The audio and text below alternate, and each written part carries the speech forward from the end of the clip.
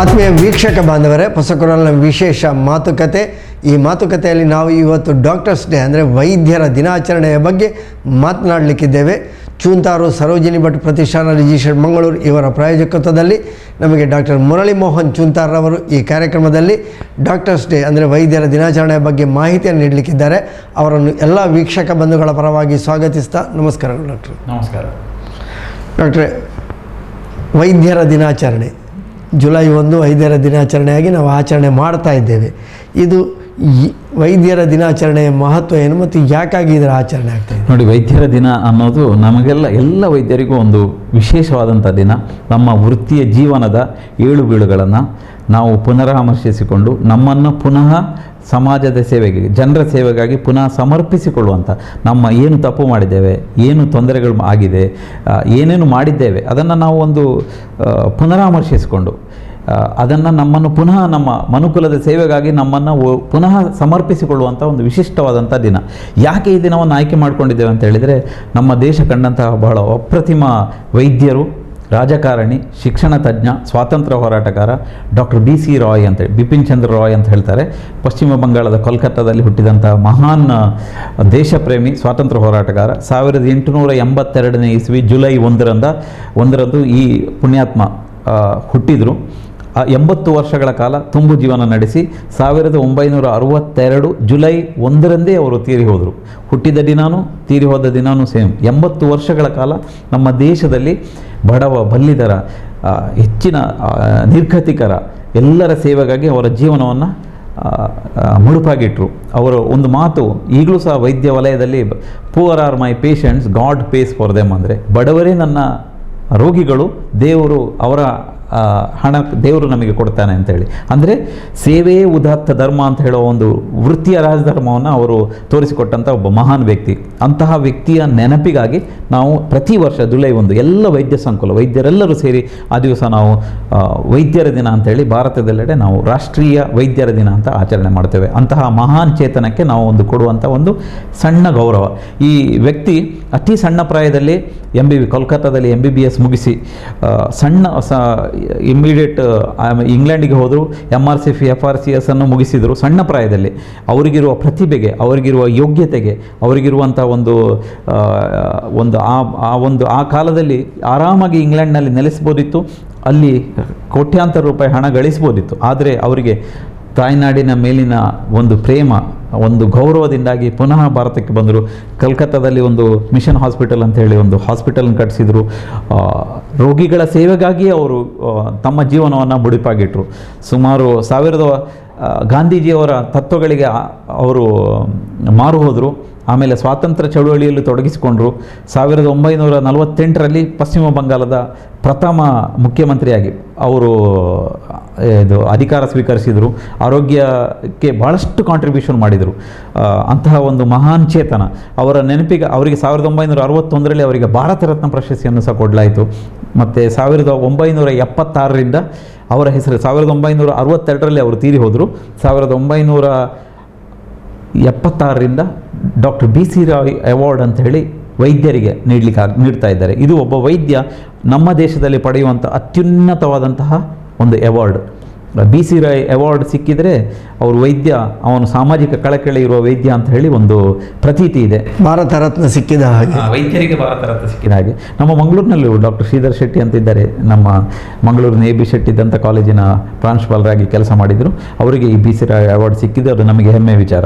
So ಒಟ್ಟಿನಲ್ಲಿ ಈ BC Roy ಎನ್ನುವುದು ನಮ್ಮ ವೈದ್ಯರುಗಳಿಗೆ ಒಂದು ರೋಲ್ ಮಾಡೆಲ್ ಅಂತ ಹೇಳಿ ನಮ್ಮ ಭಾರತ ದೇಶದಲ್ಲಿ ನಾವು ಅವರನ್ನು ಗೌರವಿಸ್ತೇವೆ. ನಾವು ನಮ್ಮ ಭಾಷೆಯಲ್ಲಿ ಹೇಳುವುದಿದ್ರೆ ಪ್ರಾತಸ್ಮರಣೀಯರು ಅವರು. ಖಂಡಿತವಾಗಿ ಸಹ BC ರಾಯ್ ನಮಗೆ ಅನುಕರಣೀಯವಾದಂಥ ಒಬ್ಬ ವೈದ್ಯ. ಸೊ ಎಲ್ಲ ವೈದ್ಯರು ಅವರನ್ನು ರೋಲ್ ಮಾಡೆಲ್ ಆಗಿ ಇಟ್ಕೊಂಡು ಅವರು ಮಾಡಿದ ಸೇವೆಯನ್ನು ಗುರುತಿಸ್ತಾರೆ. ಅವರ ನೆನಪಿಗಾಗಿ ನಾವು ಈ ಜುಲೈ 1ರಂದು ರಾಷ್ಟ್ರೀಯ ವೈದ್ಯರ ದಿನ ಅಂತೇಳಿ ಆಚರಣೆ ಮಾಡ್ತೇವೆ. ವಿಶ್ವದ ನಮ್ಮ ಭಾರತ ದೇಶ ಇಡೀ ಆ ದಿವಸ ವಿಶೇಷ ಕಾರ್ಯಕ್ರಮಗಳು ಮಾಡಿ ಅವರ ಚೇತನಕ್ಕೆ, ಅಗಲಿದ ಚೇತನಕ್ಕೆ ನಾವು ಗೌರವ ಕೊಡುವಂಥ ಕೆಲಸವನ್ನು ಮಾಡ್ತೇವೆ. ನಾನು ಅವರ ಬಗ್ಗೆ ಕೇಳಿದ ಹಾಗೆ, ಅವರು ಮುಖ್ಯಮಂತ್ರಿ ಆಗಿದ್ದಾಗಲೂ ಕೂಡ ಬೆಳಿಗ್ಗೆ ಪ್ರತಿ ದಿವಸ ತಮ್ಮ ಕ್ಲಿನಿಕ್ಕಿಗೆ ಬಂದು ರೋಗಿಗಳ ಸೇವೆ ಮಾಡ್ತಿದ್ರು ಅಂತ. ಹೌದು, ಈಗ ನೋಡಿ ನಮಗೆ ವೈದ್ಯರಿಗೆ ಒಂದು ಏನೇ ಅವರು ವೈದ್ಯರು ಪ್ರೊಫೆಷನ್ಗೆ ಹೋದರೂ ಅವರಿಗೆ ಸಿಗುವಂಥ ಒಂದು ಸುಖ ನೆಮ್ಮದಿ, ರೋಗಿಯನ್ನು ಮಾತಾಡಿಸಿ ಅವರಿಗೆ ಔಷಧಿ ಕೊಟ್ಟುವಾಗ ಸಿಗುವಂಥ ಒಂದು ಮಾನಸಿಕವಾದ ನೆಮ್ಮದಿ, ಒಂದು ತೃಪ್ತಿ ಬೇರೆ ಯಾವ ಹುದ್ದೆಯಲ್ಲೂ ಸಿಗುವುದಿಲ್ಲ. ಅದು ಒಂದು ವೈದ್ಯ ವೃತ್ತಿಗೆ ಇರುವಂಥ ಒಂದು ವಿಶೇಷವಾದಂಥ ಒಂದು ಆಕರ್ಷಣೆ. ಸೊ ಬಹಳಷ್ಟು ಮಂದಿ ಈಗಲೂ ಇದ್ದಾರೆ. ಮೊನ್ನೆ ಯಾವುದೋ ಪತ್ರಿಕೆಯಲ್ಲಿ ನೋಡಿದೆ, ಯಾವುದೋ ಒಂದು ದೇಶದ ಪ್ರಧಾನಿ, ಭೂತಾನ ಯಾವುದೋ ದೇಶದ ಪ್ರಧಾನಿ ಈಗಲೂ ಸಹ ದಿನ ಅರ್ಧ ಗಂಟೆ ರೋಗಿಗಳ ಜೊತೆ ಕಾಲ ಕಳೀತಾನೆ. ಅವರಿಗೆ ಈಸ್ ಎ ಸರ್ಜನ್, ಅವರು ದಿನ ಸರ್ಜರಿ ಮಾಡ್ತಾರೆ ಅಂತೇಳಿ. ಇದು ಒಂದು ವೈದ್ಯರ ಒಂದು ವಿಶಿಷ್ಟವಾದಂತಹ ಒಂದು ಅವರಿಗೆ ಒಂದು ರೋಗಿಗಳ ಇದು ಮಾನವೀಯ ಸಂಬಂಧ, ರೋಗಿ ವೈದ್ಯರ ಸಂಬಂಧ ಅನ್ನೋದು ಅದೊಂದು ಅವಿನಾಭಾವವಾದಂಥ ಒಂದು ವಿಶಿಷ್ಟವಾದಂಥ ಸಂಬಂಧ. ಅದನ್ನು ಡಿಫೈನ್ ಮಾಡಲಿಕ್ಕೆ ಸಾಧ್ಯ ಇಲ್ಲ. ದೇವರು ಮತ್ತು ಭಕ್ತನ ನಡುವೆ ಇರುವಂಥ ಸಂಬಂಧ. ವೈದ್ಯರು ದೇವರು ಅಂತ ನಾನು ಹೇಳೋದಿಲ್ಲ. ಒಂದು ರೋಗಿಗೆ ದೇವರ ಇದು ವೈದ್ಯರ ಮೇಲೆ ಒಂದು ಅಚಲವಾದ ನಂಬಿಕೆ. ಯಾರಿಗೂ ತೋರಿಸಿದ ದೇಹದ ಭಾಗವನ್ನು ವೈದ್ಯರಿಗೆ ತೋರಿಸ್ತಾರೆ. ಎಲ್ಲ ಸಮಸ್ಯೆಗಳನ್ನು, ಎಲ್ಲ ತೊಂದರೆಗಳನ್ನು ನಾವು 4 ಕೋಣೆಯ ಒಳಗಡೆ ವೈದ್ಯರ ಮುಂದೆ ನಾವು ತೆರೆದುಕೊಳ್ತೇವೆ. ನಾನು ಅಷ್ಟೇ, ನಾನು ವೈದ್ಯರ ಬಳಿ ಹೋದಾಗ ಯಾವುದನ್ನು ಮುಚ್ಚಿಡುವುದಿಲ್ಲ. ಹೆಚ್ಚಿನ ಎಲ್ಲ ರೋಗಿಗಳು ಆ ರೀತಿ ಮಾಡ್ತಾರೆ, ತಮ್ಮ ಎಲ್ಲ ಸಮಸ್ಯೆಗಳನ್ನು ಹೇಳ್ಕೊಳ್ತಾರೆ. ಸೊ ವೈದ್ಯರನ್ನು ಒಂದು ವಿಶಿಷ್ಟವಾದ ಸ್ಥಾನದಲ್ಲಿ ನಮ್ಮ ಸಮಾಜ ಗುರುತಿಸಿದೆ. ಅಂತಹ ಒಂದು ವಿಶಿಷ್ಟವಾದಂಥ ಒಂದು ಸ್ಥಾನಕ್ಕೆ ಗೌರವ ಇರುವ ಕಾರಣದಿಂದಾಗಿ ಬಹುಶಃ ಇವತ್ತು ಈ ವೈದ್ಯರ ದಿನದ ಆಚರಣೆಗೆ ಬಹಳಷ್ಟು ಮಹತ್ವ ಇದೆ ಅಂತ ಹೇಳೋಕ್ಕೆ ನಾನು ಇಚ್ಛೆಪಡ್ತೇನೆ. ವೈದ್ಯರ ಮೇಲೆ ನಾವು ಬಹಳಷ್ಟು ವಿಶ್ವಾಸ ಇಡ್ತೇವೆ, ನಂಬಿಕೆ ಇಡ್ತೇವೆ. ಹಿಂದೆ ಅಂತೂ ವೈದ್ಯರನ್ನು ವೈದ್ಯ ನಾರಾಯಣ ಹರಿ ಅಂತ ಹೇಳಿಕೊಳ್ಳುವಂತಹ ಒಂದು ಭಾವನೆ ನಮ್ಮಲ್ಲಿತ್ತು. ಅದರ ಬಗ್ಗೆ ನಾವು ಮುಂದಕ್ಕೆ ಮಾತನಾಡುವ.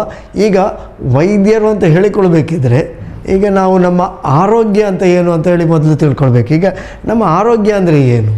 ನೋಡಿ, ಆರೋಗ್ಯದ ಡೆಫಿನೇಷನ್ ಕಾಲ ಕಾಲಕ್ಕೆ ಚೇಂಜ್ ಆಗ್ತಾ ಇದೆ. ಏನಾಗಿದೆ ಅಂತ ಹೇಳಿದರೆ, ಹಿಂದಿನ ಕಾಲದಲ್ಲೆಲ್ಲ health is absence of disease ಅಂತ ಇತ್ತು. ಅಂದರೆ ರೋಗ ಇಲ್ಲದವನೇ ನಿರೋಗಿ, ಆರೋಗ್ಯವಂತ ಮನುಷ್ಯ ಅಂತೇಳಿ. ಯಾವುದೇ ರೋಗ ಇಲ್ಲದಿದ್ದರೆ ಅವನು ಆರೋಗ್ಯವಂತ ಮನುಷ್ಯ ಅಂತ. ಹಿಂದಿನ ಕಾಲದಲ್ಲಿ ನಮ್ಮ ಜೀವನ ಪದ್ಧತಿ ಆಗಿತ್ತು, ನಮ್ಮ ಆಹಾರ ಪದ್ಧತಿ, ನಮ್ಮ ಜೀವನ ಶೈಲಿ, ನಾವು ಬದುಕುವ ರೀತಿ, ಮತ್ತು ಒತ್ತಡದ ಜೀವನ ಇಲ್ಲ, ಸೌಹಾರ್ದಿತವಾದಂಥ ಒಂದು ಪರಿಸರ ಸಹ ಕಲ್ಮಶ ಇರಲಿಲ್ಲ, ಗಾಳಿ ಬೆಳಕು ನೀರು ಎಲ್ಲ ಸರಿಯಾಗಿತ್ತು. ಆದರೆ ಕ್ರಮೇಣ ಏನಾಯಿತು, ಇಂಡಸ್ಟ್ರಿಯಲೈಸೇಷನ್, ಸ್ಪರ್ಧಾತ್ಮಕ ಜಗತ್ತು, ಮಾನಸಿಕ ಒತ್ತಡ, ತಿನ್ನುವ ಆಹಾರ, ಕುಡಿಯುವ ನೀರು, ಪರಿಸರದಲ್ಲಿ ಆದಂಥ ಬದಲಾವಣೆಗಳು, ಇದರಿಂದಾಗಿ ಏನಾಯಿತು ಅಂತ ಹೇಳಿದರೆ ಈಗ ನಮಗೆ ದುರ್ಬೀನು ಹಿಡಿದು ಹುಡುಕಿದರೂ ಸಹ ಆರೋಗ್ಯವಂತ ಮನುಷ್ಯ ಸಿಗಲಿಕ್ಕೆ ಸಾಧ್ಯವೇ ಇಲ್ಲ.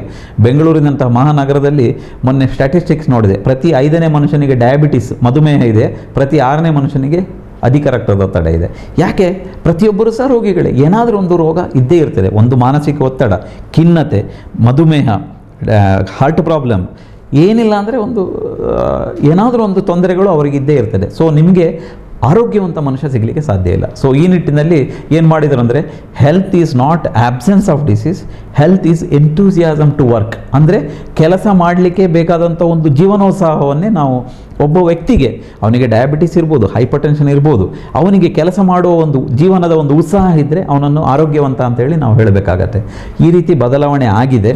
ಯಾಕೆ ಕೆಲವೊಮ್ಮೆ ಏನಾಗ್ತದೆ ಅಂತೇಳಿ, ಬೆಳಿಗ್ಗೆ ಎದ್ದು ನಮಗೆ ಕೆಲಸಕ್ಕೆ ಹೋಗುವಾಗ ಅಯ್ಯೋ ಯಾನಿನ್ನು ಬೆಲೆ ಪೋಡತ್ತಾ ಅಂತೇಳಿ ಒಂದು ಭಾವನೆ ಬಂದರೆ, ನಾನು ಇವತ್ತು ಕೆಲಸಕ್ಕೆ ಹೋಗಬೇಕಲ್ಲ ಅಂತೇಳಿ ಅವನಿಗೆ ಭಾವನೆ ಬಂದರೆ ಅವನು ನಿಜವಾಗಿ ಆರೋಗ್ಯವಂತ ಅಲ್ಲ. ಅವನಿಗೆ ಡಯಾಬಿಟಿಸ್ ಇರ್ಬೋದು, ಅವನಿಗೆ ಹೈಪರ್ಟೆನ್ಷನ್ ಇರ್ಬೋದು, ಬಟ್ ಅವನು ಬೆಳಿಗ್ಗೆ ಎದ್ದು ಖುಷಿಯಿಂದ ಅವನ ಮಾಡುವ ಕೆಲಸಕ್ಕೆ ಹೋಗ್ತಾನೆ ಅಂದರೆ ಅವನು ನಿಜವಾದ ಆರೋಗ್ಯವಂತ. ಸೊ ಕಾಲ ಕಾಲಕ್ಕೆ ಎಲ್ಲವೂ ಬದಲಾಗ್ತಾ ಇದೆ. ಗಾಳಿ ಬೆಳಕು ನೀರು ವ್ಯವಸ್ಥೆ ಸಮಾಜ ಜನರು ಬದಲಾಗ್ತಾ ಇದೆ. ಹಾಗೆ ಆರೋಗ್ಯದ ಡೆಫಿನೇಷನ್ ಚೇಂಜ್ ಆಗಿದೆ. ಸೊ ಈಗ ನಾವು ಎಲ್ಲವೂ ಸರಿ ಇರುವಂಥ, ಎಲ್ಲವೂ ಸಿಸ್ಟಮ್ ಸರಿ ಇರುವಂಥ ಒಂದು ವ್ಯವಸ್ಥೆ ನಮಗೆ ಸಿಗಲಿಕ್ಕೆ ಸಾಧ್ಯ ಇಲ್ಲ. ಈ ಕಾರಣದಿಂದ health is not absent of disease, it is enthusiasm to work. ನಿಮಗೆ ಜೀವನದ ಉತ್ಸಾಹ ಇದೆ, ನೀವು ಮಾಡುವ ಕೆಲಸದಲ್ಲಿ ತೃಪ್ತಿ ನೆಮ್ಮದಿ ಸಂತಸ ಇದೆ ಅಂದರೆ ನೀವು ಆರೋಗ್ಯವಂತರು ಅಂತ ಹೇಳೋಕ್ಕೆ ಈಗ ನಾವು ವೈದ್ಯರು ಹಾಗೂ ಸಮಾಜ ಆ ರೀತಿ ಪರ್ಯಾಯವಾದಂಥ ಪದವನ್ನು ಹುಟ್ಟಿ ಹಾಕಿಕೊಂಡಿದೆ. ಆತ್ಮೀಯ ವೀಕ್ಷಕ ಬಾಂಧವರೇ, ಹೊಸಕೊರಲ ವಿಶೇಷ ಮಾತುಕತೆ ರಾಷ್ಟ್ರೀಯ ವೈದ್ಯರ ದಿನಾಚರಣೆ ಬಗ್ಗೆ ನಾವು ಮಾತನಾಡ್ತಾ ಇದ್ದೇವೆ. ಡಾಕ್ಟರ್ ಮುರಳಿ ಮೋಹನ್ ಚೂಂತಾರ್ ಅವರು ಇದರ ಬಗ್ಗೆ ಮಾಹಿತಿಯನ್ನು ಕೊಡ್ತಾ ಇದ್ದಾರೆ. ಡಾಕ್ಟರ್, ಈಗ ವೈದ್ಯರ ದಿನಾಚರಣೆ ಅಂದರೆ ಏನಂತ ಗೊತ್ತಾಯಿತು, ಆರೋಗ್ಯದ ಬಗ್ಗೆ ಏನು ವ್ಯಾಖ್ಯಾನ ಎನ್ನುವುದನ್ನು ನೀವು ಹೇಳಿದ್ರಿ. ಈಗ ಹಾಗಿದ್ರೆ ನಮ್ಮ ಆರೋಗ್ಯವನ್ನು ಕಾಪಾಡುವಲ್ಲಿ ವೈದ್ಯರ ಪಾತ್ರ ಏನು? ನೋಡಿ, ವೈದ್ಯರು ಅಂತ ಹೇಳಿದರೆ ಬರೀ ರೋಗಕ್ಕೆ ಚಿಕಿತ್ಸೆ ನೀಡುವುದು ಅಂತ ಹೇಳುವ ಒಂದು ಮಾತು ಅಲ್ಲ. ಸಾಮಾನ್ಯವಾಗಿ ಒಂದು ಪರ್ಸೆಪ್ಷನ್ ಏನಿದೆ ಅಂತ ಹೇಳಿದರೆ, ರೋಗ ಬಂದಾಗ ಚಿಕಿತ್ಸೆ ನೀಡುವವನು ವೈದ್ಯ ಅಂತೇಳಿ. ಅದು ಆಗಬಾರ್ದು. ಅದು ಏನಾಗಬೇಕು ಅಂತ ಹೇಳಿದರೆ, ವೃತ್ತಿಯ ರಾಜಧರ್ಮ ಅಂತ ಏನಿದೆ, ಪ್ರತಿಯೊಂದು ವೃತ್ತಿಗೂ ಒಂದು ವೃತ್ತಿ ಧರ್ಮ, ರಾಜಧರ್ಮ ಅಂತ ಇದೆ. ರೋಗಿ ನಮ್ಮ ಬಳಿ ಬಂದಾಗ ನಾವು ಅವರಿಗೆ ರೋಗ ಪತ್ತೆ ಮಾಡಿ ಚಿಕಿತ್ಸೆ ನೀಡೋದು, ಅದು ಎಲ್ಲರೂ ಮಾಡ್ತಾರೆ. ಅದು ವೈದ್ಯರಾದ ಮೇಲೆ ಕಲಿತ ಮೇಲೆ ನಮ್ಮ ವೃತ್ತಿ ಅದು. ಒಬ್ಬ ವೈದ್ಯರು ನನಗೆ ನೆನಪಿದೆ, ನಾನು ಹೇಳಿದ್ದು ಈ ಕರ್ಮ ಮತ್ತು ಕ್ರಿಯೆ ಅಂತಿದೆ, ಭಗವದ್ಗೀತೆಯಲ್ಲಿ ಹೇಳ್ತಾರೆ ಕರ್ಮ ಮತ್ತು ಕ್ರಿಯೆ ಅಂತೇಳಿ. ಕ್ರಿಯೆ ಅಂದ್ರೇನು? ನಮ್ಮ ಬಳಿ ಒಬ್ಬ ರೋಗಿ ಬರ್ತಾನೆ, ಅವನಿಗೆ ರೋಗ ಇದೆ, ಅದನ್ನು ನಾವು ಗುರುತಿಸ್ತೇವೆ, ಅದನ್ನು ಗುರುತಿಸಿ ನಾವು ಅವರಿಗೆ ಔಷಧಿ ನೀಡೋದು. ಇದು ವೈದ್ಯ ಮಾಡೋದು ಅವನ ಕ್ರಿಯೆ. ಅದು ನಾನು ವೈದ್ಯ ವೃತ್ತಿ ಕಲಿತ ಮೇಲೆ ನಾನು ಅದು ಮಾಡಬೇಕಾದ್ದು ನನ್ನ ಕ್ರಿಯೆನೇ. ಅದು ನನ್ನ ಜೀವನೋಪಾಯಕ್ಕಾಗಿ, ನನಗೂ ಹೆಂಡತಿ ಮಕ್ಕಳಿದ್ದಾರೆ, ನಾವು ಅವರನ್ನು ನೋಡ್ಕೊಳ್ಬೇಕು, ಅವರನ್ನು ಸಾಕಬೇಕು, ಇದು ನಾನು ಮಾಡುವಂಥ ಕ್ರಿಯೆ. ಆದರೆ ಕರ್ಮ ಅನ್ನೋದು ಡಿಫ್ರೆಂಟ್. ಭಗವದ್ಗೀತೆಯಲ್ಲಿ ಬಹಳ ಚೆನ್ನಾಗಿ ಕೃಷ್ಣ ಅರ್ಜುನನಿಗೆ ಹೇಳಿದ್ದಾನೆ, ಕರ್ಮ ಅಂದರೆ ನಾವು ಇನ್ನೊಬ್ಬರ ಜೀವನದಲ್ಲಿ ಬದಲಾವಣೆ ತರಬೇಕು, ಅದು ನಿಜವಾದ ಕರ್ಮ. ಒಬ್ಬ ವೈದ್ಯನಾಗಿ ನಮ್ಮ ವೃತ್ತಿಯ ರಾಜಧರ್ಮ ಏನಂದರೆ ಬರೀ ಚಿಕಿತ್ಸೆ ನೀಡೋದು ಎಲ್ಲರೂ ಮಾಡ್ತಾರೆ, ವೈದ್ಯನಾದ ಮೇಲೆ ನಾನು ಮಾಡಬೇಕು. ಈಗ ಹೆಚ್ಚಿನ ವೈದ್ಯರು ಏನು ಮಾಡ್ತಾರೆ, ನಾನು ಅಷ್ಟು ಪೇಷಂಟ್ ನೋಡಿದ್ದೇನೆ, ಅಷ್ಟು ಜನರ ಜೀವ ಉಳಿಸಿದ್ದೇನೆ, ನಾನು ದೇವರು ಅಂತೇಳಿ. ಹಾಗೆ ಹೇಳೋದು ತಪ್ಪಾಗ್ತದೆ. ರೋಗಿಯ ಜೀವ ಉಳಿಸುವುದು ನಮ್ಮ ಕ್ರಿಯೆ. ಅದು ನಾವು ವೈದ್ಯ ವೃತ್ತಿ ಕಲಿತ ಮೇಲೆ ಅದು ಮಾಡಲೇಬೇಕು. ನಾವು ಮಾಡಲಿಲ್ಲ ಅಂದರೆ ನಾವು ವೈದ್ಯ ಅನ್ನಿಸ್ಕೊಳ್ಳಿಕ್ಕೆ ಯೋಗ್ಯತೆ ಇಲ್ಲ. ಆದರೆ ನಮ್ಮ ವೃತ್ತಿಯ ರಾಜಧರ್ಮ ಏನಾಗಿರಬೇಕು ಅಂದರೆ ಆ ವ್ಯಕ್ತಿಯಲ್ಲಿ ಪುನಃ ರೋಗ ಬರದಂತೆ ನಾವು ಒಂದು ಬದಲಾವಣೆ ತರಬೇಕು, ಅವನ ಮನ ಪರಿವರ್ತನೆ ಮಾಡಬೇಕು. ಚಿಕಿತ್ಸೆಗಿಂತ ರೋಗ ತಡೆಗಟ್ಟುವ ಪ್ರಕ್ರಿಯೆಗೆ ಹೆಚ್ಚು ಒತ್ತು ನೀಡಬೇಕು. ಈಗ ಒಬ್ಬ ವ್ಯಕ್ತಿಗೆ ಮಲೇರಿಯಾ ಬಂತು, ಅವನಿಗೆ ನಾವು ಚಿಕಿತ್ಸೆ ಕೊಡ್ಬೋದು, ಚಿಕಿತ್ಸೆ ಕೊಡು ಗುಣಮುಖ ಮಾಡೋದು ದೊಡ್ಡ ವಿಷಯ ಅಲ್ಲ. ಯಾಕೆಂದರೆ ಇಂಥ ಸ್ಟ್ರಿಕ್ಟ್ ಪ್ರೋಟೋಕಾಲ್ ಇದೆ, ಇಂಥದ್ದೇ ಔಷಧಿ ಕೊಡಬೇಕು, ಇಂತಹ ಬಾಡಿ ವೆಯ್ಟಿಗೆ ಇಂಥ ಔಷಧಿ ಕೊಡಬೇಕು ಅಂತ ಇದೆ. ಆದರೆ ಪುನಃ ಅವನಿಗೆ ಯಾಕಾಗಿ ಬಂತು, ಅವನ ಮನ ಪರಿವರ್ತನೆ ಆಗಿ ಪುನಃ ಅವನಿಗೆ ಮಲೇರಿಯಾ ಬರಬಾರ್ದು ಅಂತೇಳಿ ಅವನ ಮನ ಪರಿವರ್ತನೆ ಮಾಡಬೇಕು. ಇದು ನಮ್ಮ ಕರ್ಮ ಆಗಿರಬೇಕು. ಒಬ್ಬ ವ್ಯಕ್ತಿಯಲ್ಲಿ ನಾವು ಬದಲಾವಣೆ ತರಬೇಕು. ನಾವು ವೈದ್ಯರಾಗಿ ನಾವು ನಮ್ಮ ಕ್ರಿಯೆಯನ್ನು ಮಾಡಬೇಕು, ಕರ್ಮವನ್ನು ಮಾಡಬೇಕು. ಹಾಗೆ ಮಾಡಿದರೆ ಮಾತ್ರ ನಾವು ವೈದ್ಯರು ದೇವರಾಗಲಿಕ್ಕೆ ಸಾಧ್ಯ. ವೈದ್ಯರು ದೇವರಾಗೋದು ಬೇಡ, ವೈದ್ಯರು ಮನುಷ್ಯರಾಗಿದ್ದರೆ ಸಾಕು, ನಮ್ಮನ್ನು ಮನುಷ್ಯರ ರೀತಿಯಲ್ಲಿ ಟ್ರೀಟ್ ಮಾಡಿದರೆ ಸಾಕು. ಆದರೆ ಒಬ್ಬ ವೈದ್ಯನಾಗಿ ನಾನು ಹೇಳ್ತೇನೆ, ನಾವು ಚಿಕಿತ್ಸೆ ನೀಡೋದ್ರಿಂದ ನಾವು ದೇವರಾಗಲಿಕ್ಕೆ ಸಾಧ್ಯವಿಲ್ಲ.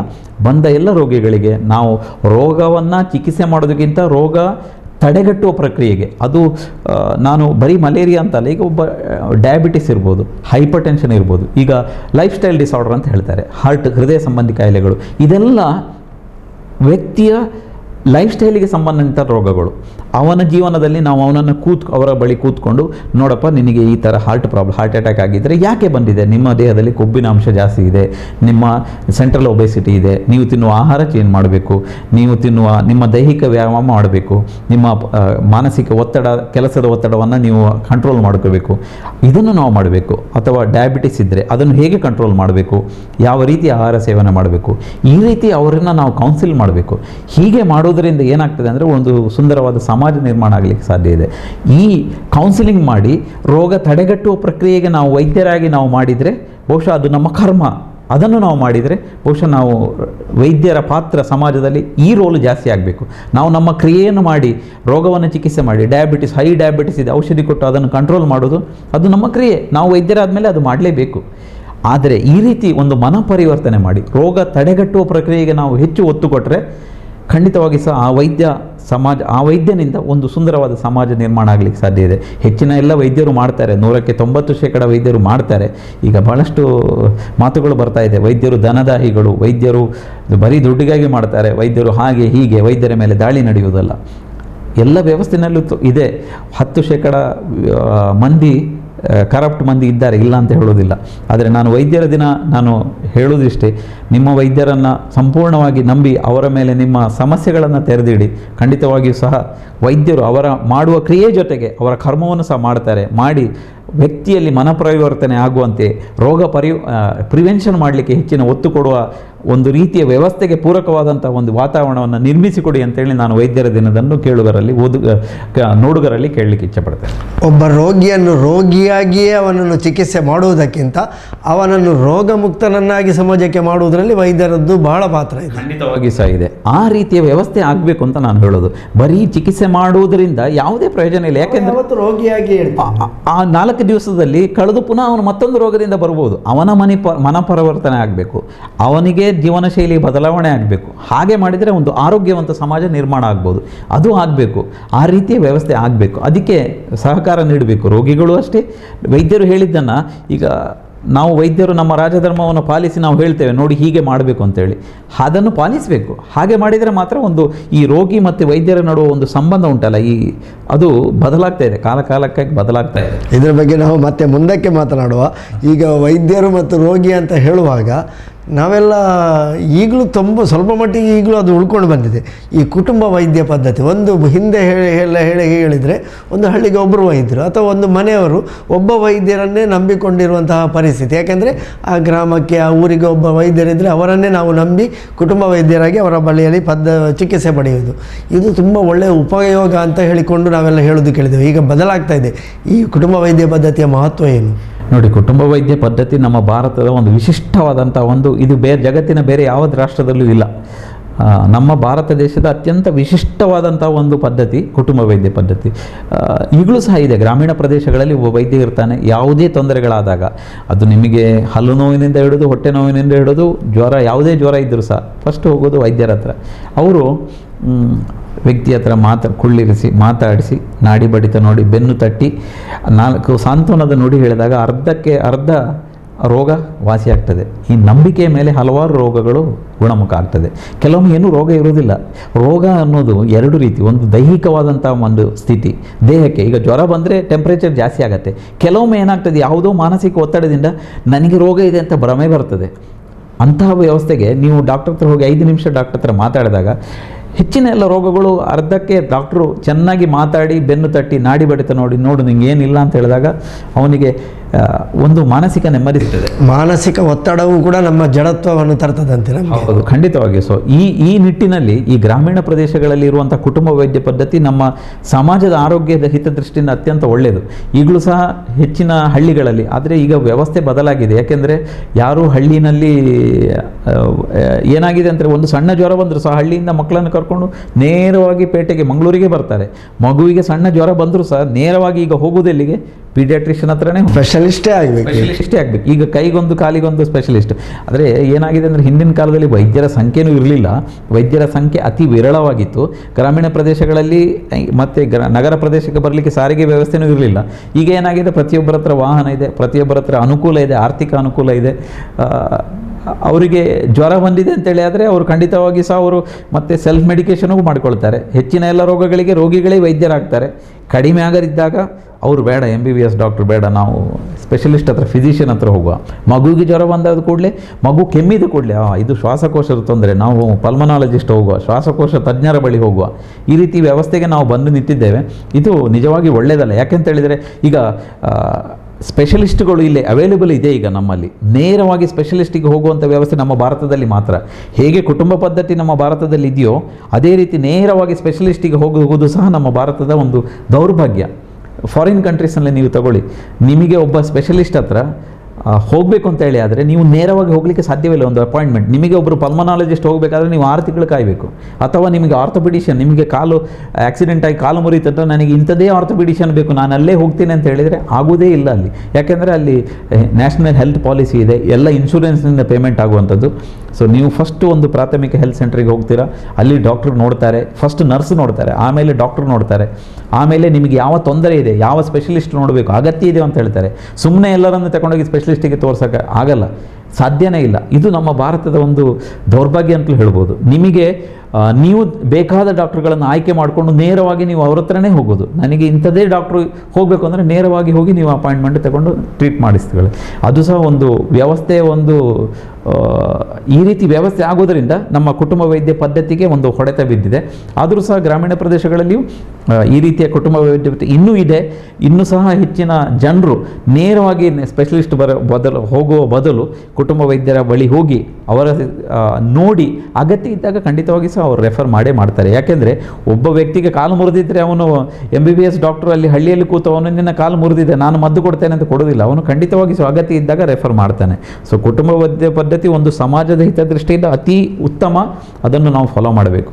ಅದೇ ರೀತಿ ಈ ನೇರವಾಗಿ ಸ್ಪೆಷಲಿಸ್ಟ್ ಅದು ಹೋಗೋದು ಸಹ ಒಂದು ವ್ಯವಸ್ಥೆಗೆ ಪೂರಕವಾದಂಥ ಒಂದು ವಾತಾವರಣ ಅಲ್ಲ. ಅದು ಆಗಬಾರ್ದು. ಜನರು ಅದನ್ನು ಅರ್ಥ ಮಾಡ್ಕೊಳ್ಬೇಕು. ಕುಟುಂಬ ವೈದ್ಯ ಪದ್ಧತಿಯನ್ನು ಜನರು ಫಾಲೋ ಮಾಡಿದರೆ ಒಂದು ಆರೋಗ್ಯವಂತ ಸಮಾಜ ನಿರ್ಮಾಣ ಆಗಲಿಕ್ಕೆ ಖಂಡಿತ ಸಾಧ್ಯ ಇದೆ. ಅದು ಮುಂದುವರಿಲಿ ಅಂತ ಹೇಳೋಕ್ಕೆ ನಾನು ಇಚ್ಛೆಪಡ್ತೇನೆ. ಕುಟುಂಬ ವೈದ್ಯ ಪದ್ಧತಿ ಬಹಳಷ್ಟು ಉಪಯೋಗ ಬೀಳ್ತಿದೆ. ಯಾಕೆಂತ ಹೇಳಿದರೆ ಅವರಿಗೆ ನಮ್ಮ ಎಲ್ಲ ಚರಿತ್ರೆ ಗೊತ್ತಿತ್ತು. ಅವರು ಪ್ರತಿಯೊಬ್ಬರನ್ನು ಹೆಸರು ಹಿಡಿದು ಗುರುತಿಸುವಷ್ಟರ ಮಟ್ಟಿಗೆ ಅವರು ಪರಿಚಿತರಾಗ್ತಾ ಇದ್ದರು. ಹಾಗಾಗಿ ಅವರಿಗೆ ಅವರ ಮಾತಿನ ಮೇಲೆ ನಮಗೂ ನಂಬಿಕೆ ಇತ್ತು, ಅವರ ಮದ್ದು ನಮಗೆ ಫಲಿಸ್ತಾ ಇತ್ತು. ಹೌದು, ಅದು ಏನಾಗ್ತದೆ ಅಂತ ಹೇಳಿದರೆ ನೋಡಿ, ಈಗ ವೈದ್ಯರ ಬಳಿ ಹೋದಾಗ ಅವರು ಫಸ್ಟ್ ನಾಡಿ ಬಡಿತ ನೋಡ್ತಾರೆ, ಫಸ್ಟ್ ನಿಮಗೆ ಚೆನ್ನಾಗಿ ಮಾತಾಡ್ತಾರೆ, ನಿಮ್ಮ ಪ್ರಾಬ್ಲಮ್ಗಳನ್ನು ಒಂದು 10 ನಿಮಿಷ ಅಸೆಸ್ ಮಾಡ್ತಾರೆ. ಇದು ಈಗ ಏನಾಗಿದೆ ಅಂದರೆ, ಈಗ ನಾವು ಹೆಚ್ಚಿನವ್ರು ಹೇಳ್ತಾರೆ ವೈದ್ಯರೆಲ್ಲ ಕಮರ್ಷಿಯಲೈಸ್ ಆಗಿದೆ ಅಂತ. ಇದಕ್ಕೂ ನಾನು ಒಂದು ಸಿಂಪಲ್ ಎಕ್ಸಾಂಪಲ್ ಕೊಡ್ತೇನೆ. ಬೆಂಗಳೂರಿನಂಥ ನಗರಲ್ಲಿ ಒಂದು ಜ್ವರ ಬಂದಾಗ ಈಗ ಹಳ್ಳಿ ಪ್ರದೇಶಗಳಲ್ಲಿ, ಗ್ರಾಮೀಣ ಪ್ರದೇಶ ತಗೊಳ್ಳಿ, ಜ್ವರ ಬಂದರೆ ನೀವು ಕುಟುಂಬ ವೈದ್ಯರ ಹತ್ರ ಹೋದಾಗ ಅವರು 50-100 ರೂಪಾಯಿ ತಗೊಂಡು ಮೆಡಿಸಿನ್ ಕೊಡ್ತಾರೆ, ಜ್ವರ ಕಡಿಮೆ ಆಗ್ತದೆ. ಅದೇ ಜ್ವರ ನೀವು ಬೆಂಗಳೂರಿನಲ್ಲಿ ಅದೇ ಮನುಷ್ಯನಿಗೆ ಬಂದರೆ, ನೀವೊಂದು ಕಾರ್ಪೊರೇಟ್ ಆಸ್ಪತ್ರೆಗೆ ಹೋದರೆ ಅಲ್ಲಿ ಏನಾಗ್ತದೆ, ನಿಮಗೆ ಚೆಸ್ಟ್ ಎಕ್ಸ್ರೇಯಿಂದ ಹಿಡಿದು ರಕ್ತ ಪರೀಕ್ಷೆಯಿಂದ ಹಿಡಿದು ಕೆಮ್ಮು ಇದೆ ಅಂತೇಳಿ ಅದಕ್ಕೆ ಬೇರೆ ಒಂದು ಬ್ರಾಂಕೋಸ್ಕೋಪಿಯಿಂದ ಹಿಡಿದು ಎಲ್ಲ ಇನ್ವೆಸ್ಟಿಗೇಷನ್ ಮಾಡ್ತಾರೆ. ಒಂದು ಜ್ವರ ಬಂದಾಗ ಅದು ಯಾಕಾಗಿ ಜ್ವರ ಬಂದಿದೆ ಅಂತ ತಿಳಿದುಕೊಳ್ಳಲಿಕ್ಕೆ ನಿಮಗೆ 25,000 ರೂಪಾಯಿ ಖರ್ಚಾಗ್ತದೆ. ಎಲ್ಲಿ ಗ್ರಾಮೀಣ ಪ್ರದೇಶಗಳಲ್ಲಿ 100 ರೂಪಾಯಲ್ಲಿ ಆಗ್ತದೋ ಅದು ಇಲ್ಲಿ 25,000 ಆಗ್ತದೆ. ಇದು ಯಾಕೆ ಈ ವ್ಯವಸ್ಥೆ ಬಂದಿದೆ ಅಂತ ಹೇಳಿದರೆ, ಅಷ್ಟು ಟೆಸ್ಟ್ ಮಾಡಿ ಕೊನೆಗೆ ಗುಣ ಆಗೋದು 1 ರೂಪಾಯಿ ಮಾತ್ರ. ಹೌದು, ಅದು ತಪ್ಪು ಅಂತ ನಾನು ಹೇಳಲ್ಲ. ಯಾಕೆ ಅಂತೇಳಿ ಇದಕ್ಕೂ ಸಹ ಒಂದು ಕಾರಣ ಕೊಡ್ತೇನೆ. ಈಗ ವೈದ್ಯ ರೋಗಿಯ ಸಂಬಂಧ ನಾನು ಹೇಳಿದೆ, ವೈದ್ಯರನ್ನು ನಂಬುವ ಪರಿಸ್ಥಿತಿನಲ್ಲಿ ನಮ್ಮ ರೋಗಿಗಳಿಲ್ಲ. ಏನೇ ಹೆಚ್ಚು ಕಡಿಮೆ ಆದರೂ 100ರಲ್ಲಿ 1 ಕೇಸ್ ಆಚೀಚೆ ಆದರೆ ಹೋಗಿ ವೈದ್ಯರ ಮೇಲೆ ದಾಳಿ ಮಾಡೋದು, ಆಸ್ಪತ್ರೆಗೆ ಕಲ್ಲು ಬಿಸಾಕೋದು, ವೈದ್ಯರ ಮೇಲೆ 1 ಕೋಟಿಗೆ ಸ್ಯೂ ಮಾಡೋದು. ವೈದ್ಯರನ್ನು ನಾವು ಕನ್ಸ್ಯೂಮರ್ ಫಾರಮಲ್ಲಿ ತಂದಿದ್ದೇವೆ. ವೈದ್ಯ ರೋಗಿಯ ಸಂಬಂಧ ಒಂದು ಅವಿನಾಭಾವ ಸಂಬಂಧ. ವೈದ್ಯರನ್ನು ನೀವು ಕಟಕಟೆಯಲ್ಲಿ ನಿಲ್ಲಿಸ್ತೀರಾ, ವೈದ್ಯ ಮಾಡಿದ್ದು ತಪ್ಪು ಅಂತ ಹೇಳ್ತೀರಾ.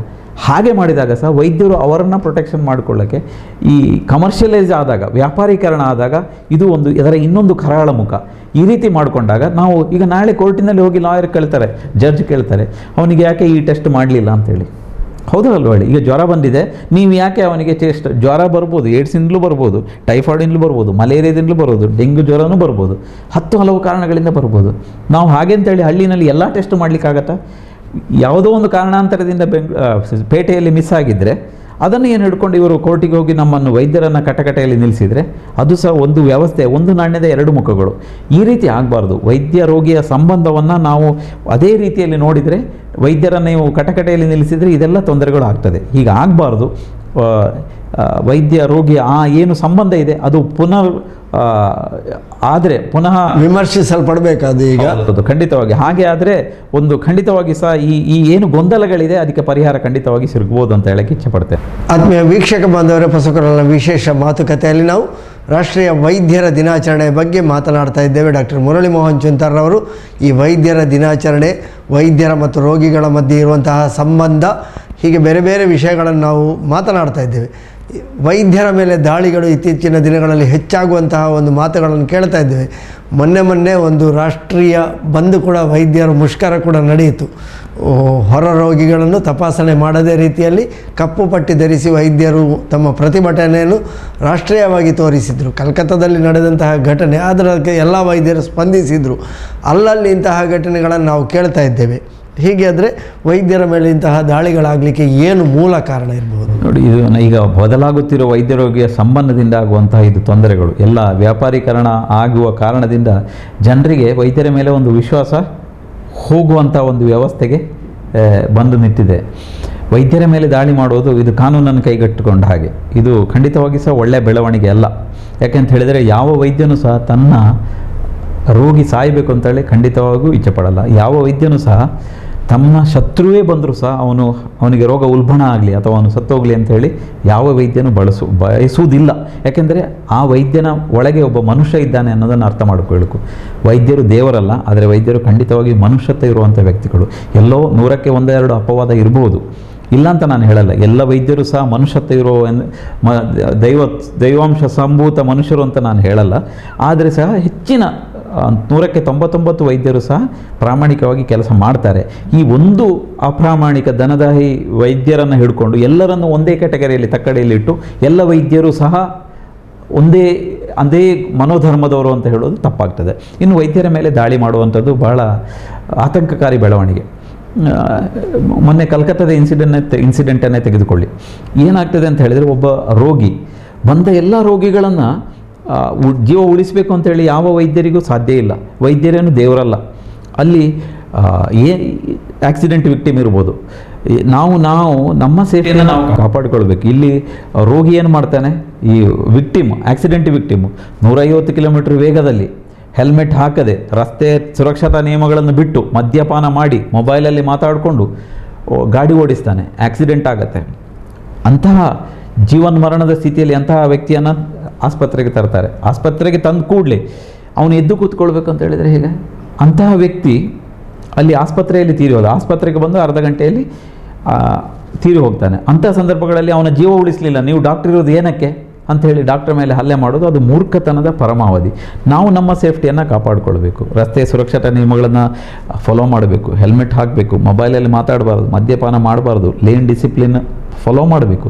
ಇಷ್ಟೆಲ್ಲ ಮಾಡಿದರೆ ನಮಗೆ ಆಕ್ಸಿಡೆಂಟೇ ಆಗೋದಿಲ್ಲ. ಇಷ್ಟೆಲ್ಲ ಆಗಿ ತೊಂದರೆಗಳಾದಾಗ, ಸಿವಿಯರ್ ಹೆಡ್ ಇಂಜುರಿ ಇದ್ದು ಬಂದು ನೀವು ಬಂದ ಎಲ್ಲ ರೋಗಿಗಳನ್ನು ವೈದ್ಯರು ರಕ್ಷಿಸಬೇಕು ಅಂತ ಹೇಳಿದರೆ ವೈದ್ಯರಿಗೂ ಸಹ ಅವರದ್ದೇ ಆದ ಇತಿಮಿತಿಗಳಿದೆ.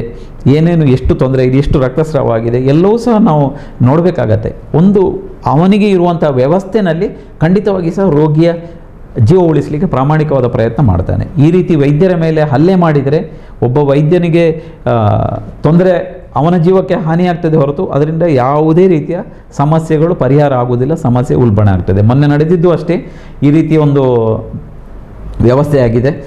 ಇನ್ನೊಂದು ವ್ಯವಸ್ಥೆ ಬಿಹಾರದಲ್ಲಿ ತೆಗೆದುಕೊಳ್ಳಿ, ಬಿಹಾರದಲ್ಲಿ ನಡೆಯಿತು ಈಗ ಮೆದುಳು ಜ್ವರ. ಬಿಹಾರದಲ್ಲಿ ಒಂದು ಆಸ್ಪತ್ರೆಯಲ್ಲಿ ವಿಪರೀತವಾಗಿ ಆಗಿದೆ. ಯಾಕೆ ಈಗ ಆಗ್ತಾ ಇದೆ? ಅಲ್ಲಿ ವೈದ್ಯರು ಏನು ಮಾಡಲಿಕ್ಕಾಗತ್ತೆ? ನಾನು ನೋಡಿದೆ, ಒಬ್ಬರು ಪ್ರೆಸ್ ರಿಪೋರ್ಟರ್ನವರು ಹೋಗಿ ICU ಒಳಗಡೆ ಹೋಗಿ ನೀನೇನು ಮಾಡ್ತಾ ಇದ್ದೆ ಅಂತ ಡಾಕ್ಟರ್ ಮೇಲೆ ಸಹ ಆವಾಜ್ ಹಾಕುವಂಥ ಒಂದು ವ್ಯವಸ್ಥೆ ಸೋಷಿಯಲ್ ಮೀಡಿಯಾದಲ್ಲಿ ಬಂದಿದೆ. ಅಲ್ಲಿ ಇರಬೇಕಾದಂಥ 40 ಬೆಡ್ಗಳಿಗೆ 6 ಜನ ಡಾಕ್ಟರ್ಗಳು ಬೇಕು, 40 ಪೇಷಂಟ್ ಇರಬೇಕು, 120 ಪೇಷಂಟ್ಗಳಿದ್ದಾರೆ. ಅಲ್ಲಿ ಇನ್ಫ್ರಾಸ್ಟ್ರಕ್ಚರ್ನ ಕೊರತೆ. ಪಾಪ ವೈದ್ಯರು ಏನು ಮಾಡ್ತಾರೆ? ವೈದ್ಯರಿಗೆ ಬೇಕಾದಂತಹ ಪೂರಕವಾದಂಥ ವ್ಯವಸ್ಥೆಯನ್ನು, ಮೂಲಸೌಕರ್ಯವನ್ನು ಸರ್ಕಾರ ನೀಡಬೇಕು. ಅಲ್ಲಿ ವೈದ್ಯರ ಸಂಖ್ಯೆ ಕಡಿಮೆ ಇದೆ, ರೋಗಿಗಳ ಸಂಖ್ಯೆ 120, 130, 40 ರೋಗಿ ಇರಬೇಕಾದ್ರೆ 130 ರೋಗಿಗಳನ್ನು ನಿಲ್ಲಿಸಿದ್ದಾರೆ. ಇವರು ಅಲ್ಲಿ ಹೋಗಿ ನೀನೇನು ಮಾಡ್ತಾ ಇದ್ದೀಯ, ಆ ಪೇಷಂಟ್ ನೋಡು, ಈ ಪೇಷಂಟ್ ನೋಡು ಅಂತ ಹೇಳಿದರೆ ಅದು ಸಾಧ್ಯ ಆಗುವಂತಹ ಮಾತಲ್ಲ. ಇದನ್ನು ನಮ್ಮ ಜನಪ್ರತಿನಿಧಿಗಳು, ಸರ್ಕಾರ ಅರ್ಥ ಮಾಡಿಕೊಳ್ಬೇಕು.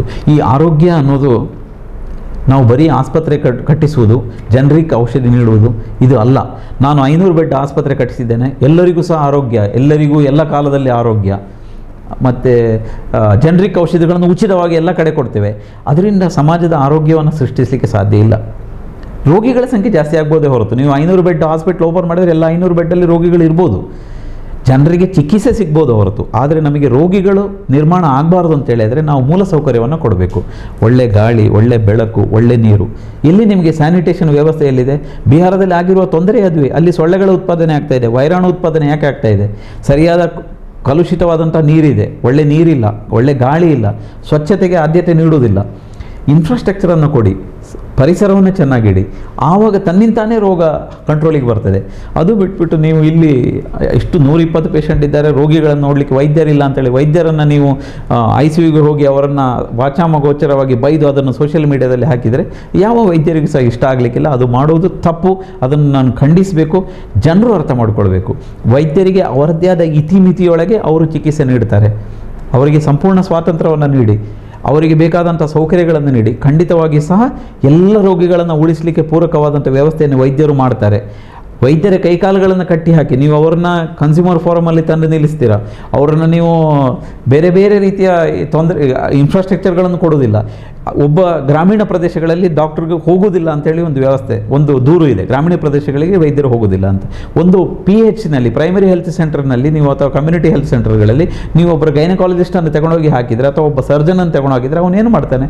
ಅಲ್ಲಿ ಒಂದು ಮೆಡಿಸಿನ್ ಕೊಡಲಿಕ್ಕೆ ಮಾತ್ರ ವ್ಯವಸ್ಥೆ, ಅಲ್ಲಿ ಸರ್ಜರಿ ಮಾಡಲಿಕ್ಕೆ ಆಗೋದಿಲ್ಲ.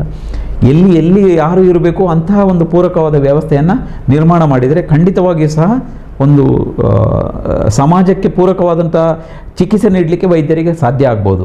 ಅದು ಬಿಟ್ಟು ನೀವು ವೈದ್ಯರ ಮೇಲೆ ಹಲ್ಲೆ ಮಾಡಿದರೆ ಪರಿಸ್ಥಿತಿ ಬಿಗಡಾಯಿಸ್ತದೆ ಹೊರತು ಏನೂ ತೊಂದರೆ, ಏನೂ ಪ್ರಾಬ್ಲಮ್ ಸಾಲ್ವ್ ಆಗಲಿಕ್ಕಿಲ್ಲ. ಮೊನ್ನೆ ನಡೆದಿದ್ದು ಅಷ್ಟೇ, ಕಲ್ಕತ್ತಾದಲ್ಲಿ ಇದರಿಂದ ಏನಾಯಿತು? ಒಂದು ದಿನ ಸಾರ್ವತ್ರಿಕವಾದ ಮುಷ್ಕರ ನಾವೆಲ್ಲ ವೈದ್ಯರು ಮಾಡಿದ್ವಿ. ಸಮಸ್ಯೆಗೆ ಪರಿಹಾರ ಆಯಿತಾ? ಪರಿಹಾರ ಆಗಲಿಲ್ಲ. ಸರ್ಕಾರ ಚಿಂತಿಸಬೇಕು, ಮೂಲಸೌಕರ್ಯಗಳನ್ನು ನೀಡಿ, ಆಸ್ಪತ್ರೆಗಳು ಕಟ್ಟಿಸುವುದರ ಜೊತೆಗೆ ಬೇಸಿಕ್ ಸ್ಯಾನಿಟೇಷನ್ಗೆ ಗಮನ ಕೊಡಿ, ಸೊಳ್ಳೆ ಉತ್ಪಾದನೆ ಆಗದಂತೆ ಮಾಡಿ, ಪರಿಸರವನ್ನು ಸ್ವಚ್ಛವಾಗಿಡೋಣ. ಆವಾಗ ರೋಗಿಗಳ ಸಂಖ್ಯೆ ಕಡಿಮೆ ಆಗ್ತದೆ. ವೈದ್ಯರಿಗೂ ಸಹ ಅವರಿಗೆ ಬೇಕಾದಂಥ ವ್ಯವಸ್ಥೆ, ಒಂದು ಜಾಗದಲ್ಲಿ 50 ವೈದ್ಯರು ಇರಬೇಕಂದ್ರೆ ಅಷ್ಟು ವೈದ್ಯರು ಇದ್ದರೆ ಖಂಡಿತವಾಗಿ ಎಲ್ಲ ರೋಗಿಗಳಿಗೂ ಚಿಕಿತ್ಸೆ ಸಕಾಲದಲ್ಲಿ ದೊರೆತು ರೋಗಿಯ ಜೀವ ಉಳಿಸಲಿಕ್ಕೆ ಪೂರಕವಾದ ವಾತಾವರಣ ನಿರ್ಮಾಣ ಆಗ್ಬೋದು. ದಯವಿಟ್ಟು ವೈದ್ಯರು ಸಹ ಮನುಷ್ಯರು, ಅವರೇನು ದೇವರಲ್ಲ. ಅವರಿಗೆ ಅವರದ್ದೇ ಆದ ನಿರ್ಣಯಗಳನ್ನು ಆ ಕಾಲದಲ್ಲಿ ತೆಗೆದುಕೊಳ್ಳಲಿಕ್ಕೆ ನೀವು ಪೂರಕವಾದ ವ್ಯವಸ್ಥೆಯನ್ನು ಮಾಡಿಕೊಡಿ. ಹಾಗಾದರೆ ಖಂಡಿತವಾಗಿಯೂ ಎಲ್ಲ ರೋಗಿಗಳನ್ನು ಬದುಕಿಸಲಿಕ್ಕೆ ಎಲ್ಲ ವೈದ್ಯರು ಪ್ರಾಮಾಣಿಕವಾಗಿ ಪ್ರಯತ್ನ ಮಾಡ್ತಾರೆ ಅಂತ ಹೇಳೋಕ್ಕೆ ನಾನು ಇಚ್ಛೆಪಡ್ತೇನೆ. ವೈದ್ಯರ ಮೇಲೆ ಒತ್ತಡ ಹೆಚ್ಚಾಗಿ ಬಿದ್ದಷ್ಟು ಅವರು ಕೂಡ ತಮ್ಮ ಒತ್ತಡದಿಂದ ಕ್ರಮ ತಪ್ಪುವಂತಹ ಅವಕಾಶಗಳಿರ್ತವೆ. ಖಂಡಿತ ಅದು ಆಗಬಾರ್ದು. ವೈದ್ಯರನ್ನು ನೀವು ಯಾವಾಗಲೂ ನೀವು ಅವರ ಮೇಲೆ ಹೆಚ್ಚಿನ ಪ್ರೆಷರ್ ಹಾಕಿ ಪದೇ ಪದೇ ಅವರಿಗೆ ತೊಂದರೆ ಕೊಟ್ಟು ಇನ್ನೊಂದು ಇದೆ, ಯಾವುದೇ ರೋಗ ಬಂದರೆ ಸ್ವಯಂ ಮೆಡಿಕೇಷನ್, ಸೆಲ್ಫ್ ಮೆಡಿಕೇಷನ್ ಮಾಡುವಂಥದ್ದು, ರೋಗ ಉಲ್ಬಣ ಆಗುವಂಥ ಒಂದು ಜ್ವರ ಬಂದರೆ ನೀವು ಮೆಡಿಸಿನ್ಸ್ ನೀವೇ ತೆಗೆದುಕೊಳ್ಳುವಂಥದ್ದು, ಅಂತಿಮ ಹಂತದಲ್ಲಿ ಇನ್ನೇನು ನಿಮ್ಮ ಕೈಮೀರಿ ಹೋಗುವ ಹಂತದಲ್ಲಿ ನೀವು ವೈದ್ಯರ ಬಳಿ ಹೋಗ್ತೀರಾ. ಪಾಪ ವೈದ್ಯರು ಏನು ಮಾಡ್ತಾರೆ, ನೀವು ಆದಷ್ಟು ಕಾಂಪ್ಲಿಕೇಶನ್ ಆಗುವಲ್ಲಿವರೆಗೆ ನೀವು ವೆಯ್ಟ್ ಮಾಡಿದಿರಿ. ವೈದ್ಯರ ಬಳಿ ಹೋದಾಗ ನಿಮ್ಮ ಹೆಚ್ಚಿನ ಎಲ್ಲ ರೋಗಿಗಳ ಸಂಬಂಧಿಕರ ವ್ಯವಸ್ಥೆ ಹೇಗಿದೆ ಅಂದರೆ ಆಸ್ಪತ್ರೆಗೆ ಹೋದ ಕೂಡಲೇ ಎಲ್ಲ ರೋಗಿಗಳು ಚೇತರಿಸಬೇಕು ಅಂತೇಳಿ. ಹಾಗೆ ಆಗೋದಿದ್ದರೆ ನಾವು ವೈದ್ಯರು ಎಲ್ಲ ರೋಗಿಗಳನ್ನು ಬದುಕಿಸ್ತೀವಿ. ಯಾವ ರೋಗಿಗಳನ್ನು ಸಾಯಲಿಕ್ಕೆ ನಾವು ಬಿಡುವುದಿಲ್ಲ. ಎಲ್ಲ ರೋಗಿಗಳನ್ನು ಆಸ್ಪತ್ರೆಗೆ ಬಂದ ಎಲ್ಲ ರೋಗಿಗಳು ಸಹ ಬದುಕಬೇಕು ಅಂತ ಹೇಳಿದರೆ ಅದು ಸಾಧ್ಯ ಆಗಲಿಕ್ಕೆ ಖಂಡಿತ ಸಾಧ್ಯ. ಪವಾಡವೇ ನಡಿಬೇಕು. ದೇವರೇ ಬಂದು ಅವನ್ನ ಕಾಪಾಡಬೇಕು. ಹಾಗೆ ಆಗಲಿಕ್ಕೆ ಸಾಧ್ಯ ಇಲ್ಲ. ಅದೇ ವೈದ್ಯರು ಮನುಷ್ಯರು, ವೈದ್ಯರಿಗೂ ಮನಸ್ಸು ಇದೆ, ಭಾವನೆಗಳಿದೆ. ವೈದ್ಯರಿಗೆ ಅವರ ಪಾಡಿಗೆ ಕೆಲಸ ಮಾಡಲಿಕ್ಕೆ ಪೂರಕವಾದ ವಾತಾವರಣ ಸೃಷ್ಟಿಸಿ ಅಂತ ಹೇಳೋಕ್ಕೆ ನಾನು ಇಚ್ಛೆ ಪಡ್ತೇನೆ. ಈಗ ವೈದ್ಯರು ಮತ್ತು ವೈದ್ಯರ ಮೇಲೆ ದಾಳಿ ಅಂತ ಹೇಳುವಾಗ ಇತ್ತೀಚಿನ ದಿನಗಳಲ್ಲಿ ವೈದ್ಯರ ಮೇಲೆ ನಂಬಿಕೆ ವಿಶ್ವಾಸಗಳು ಕೂಡ ಕಡಿಮೆ ಆಗ್ತಾ ಇದೆ. ಅಂದರೆ ವೈದ್ಯರು ಮತ್ತು ರೋಗಿಗಳ ಸಂಬಂಧ ಹಿಂದಿನ ಹಾಗೆ ನಂಬಿಕೆಯ ತಳಹದಿಯಲ್ಲಿಲ್ಲ. ಯಾಕೆ ಹೀಗಾಗ್ತಾ ಇದೆ? ಇದು ಬಹಳ ಕ್ಲಿಷ್ಟಕರವಾದಂಥ ಪ್ರಶ್ನೆ.